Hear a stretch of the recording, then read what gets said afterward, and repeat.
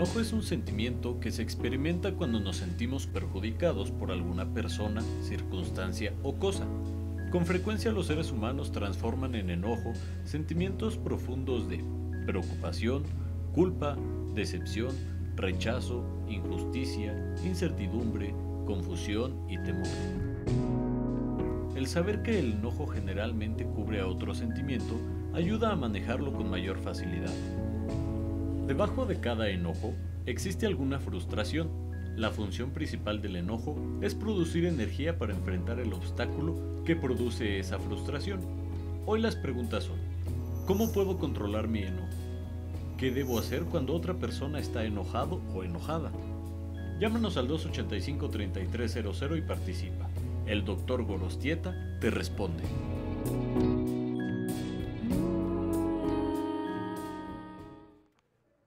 Es miércoles, el arte de saber estar con el coach Abelardo Gorostieta, quien me da mucho gusto saludar. ¿Cómo estás? Bien, gracias, Katia. Buena tarde. Bienvenido, como siempre. Bueno, ya escuchábamos en esta notita previa, pues el tema del día de hoy es un tema, yo creo que vivimos todos los días, ¿no? Y muchos en nuestro nivel de estrés y de vida y de ir y venir.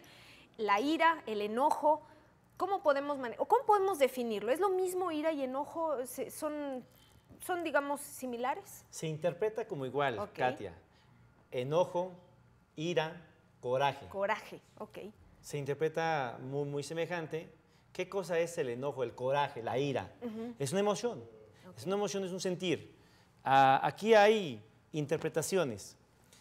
¿Qué significa esta emoción? ¿Por qué surge? ¿De dónde surge? ¿Cómo surge? El enojo, el coraje, la ira surge cuando las otras personas hacen cosas diferentes a lo que yo quiero. O que yo espero. Yo espero. Okay.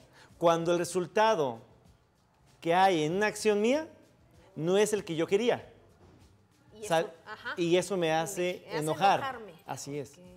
Cuando las personas se comportan de diferente manera a como yo creo que se deben de comportar.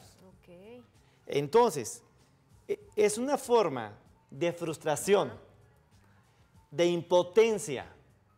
Hay mucha impotencia, mucha frustración, que otra persona que según yo depende de mí, ¿sí?, y hace cosas diferentes a las que yo creo que él debe de hacer.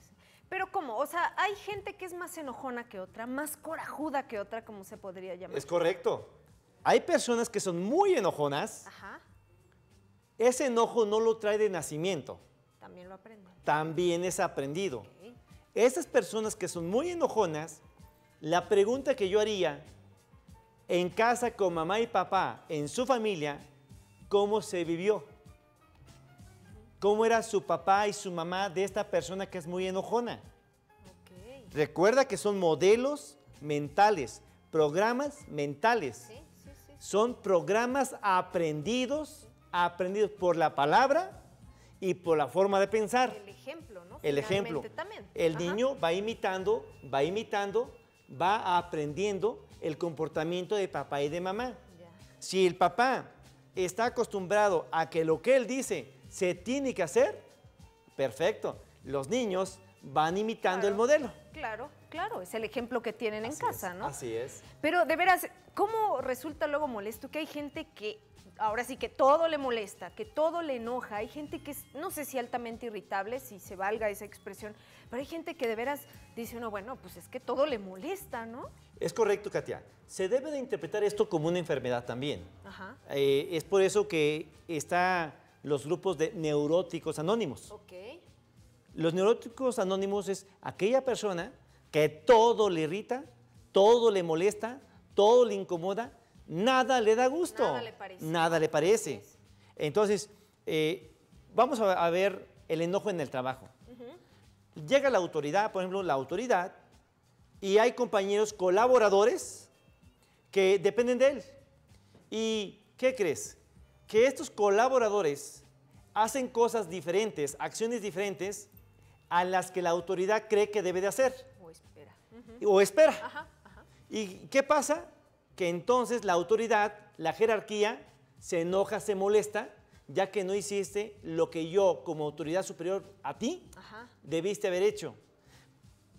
Es bien importante que aquí se juega mucho las suposiciones, Katia. Sí. Interpretamos cosas diferentes. Así es, cada quien Cada tiene quien, su visión, ¿no? así es. Sí. Pero, ¿qué hacemos? ¿Qué hacemos, coach? O sea, a lo mejor para poder manejar de mejor manera nuestro enojo, como ya nos decías, o para cuando estamos con alguien que pues todo le irrita, todo le molesta, ¿qué hacemos? ¿Cómo manejamos, cómo convivimos con una persona así? Aprendiendo. Primero, querer aprender.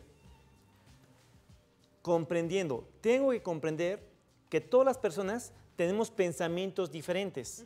El problema mental es diferente. Sí. Entonces, tengo que comprender que yo no tengo que suponer que el otro piensa como yo pienso. Ya cuando yo comprendo que el otro piensa diferente a mí porque tiene un programa mental diferente, yo voy a hacer un esfuerzo, estirarme, a comprender el para qué hace lo que hace el otro. Sí. A ver, ¿para qué hace lo que hace? ¿Para qué dice lo que dice? Sí. Entonces, una forma, Katia, es cambiando el pensamiento. Tengo que cambiar el pensamiento. El pensamiento que yo tengo de la otra persona que se equivocó, tengo un pensamiento negativo de la otra persona.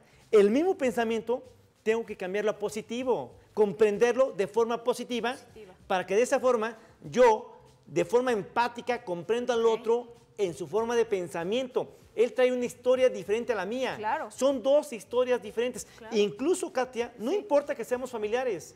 Claro. No importa que seamos de la familia interna.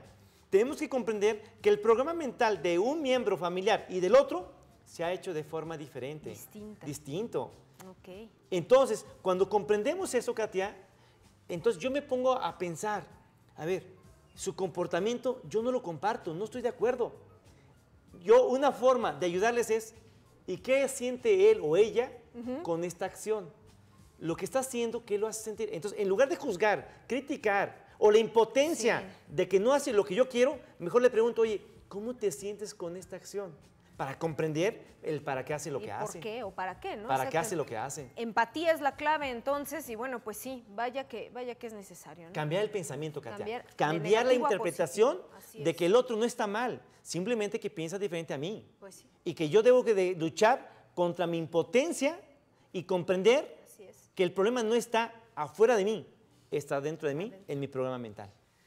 Así es, pues como siempre, un tema muy interesante. Muchísimas gracias al coach Abelardo Gorostieta por estos minutos aquí en el Noticiero Vespertino. Estuvieron saliendo los teléfonos en pantalla. Si usted tiene alguna duda, contacte directamente al coach, háblenos a nosotros y lo canalizamos con mucho gusto. Estamos siempre al pendiente de todas sus comunicaciones. Nos vamos, coach Abelardo Gorostieta. Gracias. Gracias. Buenas tardes.